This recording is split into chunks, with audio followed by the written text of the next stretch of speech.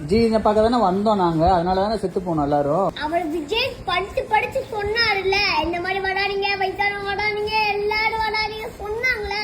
டயத்துக்கு வரணுமா இல்லையா விஜய்? அவர் நைட்டு வருவாரு இல்ல காலையில வருவாரு, அவர் இஷ்டம். அவர் இஷ்டத்துக்கு எப்ப வேணாலும் வருவாரு. வயசானவங்க வராதீங்க, ஒரு வயசு குழந்தைங்கள வராதீங்க சொன்னால, படிச்சு படிச்சு. ஆமா சொன்னால, அப்ப நீங்க எதுக்கு கேட்காம வந்தீங்க? அதுதான் பிரச்சனை. சரி வந்தாங்கல்ல, வந்தவங்களுக்கு கட்சியில இருந்து ஏதாச்சும் ஒண்ணு பண்ணி தண்ணி பாட்டில் அதெல்லாம் கொடுத்துருக்கலாம். லேட்டா வந்தப்ப கொஞ்சம் பார்த்து கேர்ஃபுல்லா இருங்கன்னு சொல்லிருக்கலாம். அது ஏன் சொல்லல? அதான் போலீஸ் இருக்காங்களே, போலீஸோட பாதுகாப்பு. போலீஸ் பாதுகாத்துச்சா இல்லையா? அவங்க பாதுகாப்புனா எங்க ஒரு பொறுப்பு இல்ல.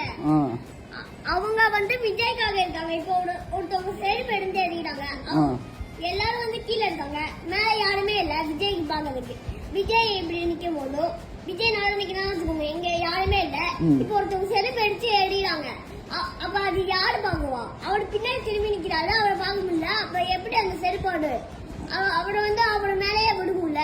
அதனாலதான் 2 பேர் இருந்தாங்க, கீழே போலீஸ் இருந்தாங்க. அது ஒரு போலீஸோட பாதுகாப்பு, போலீஸ் மேல தப்பு.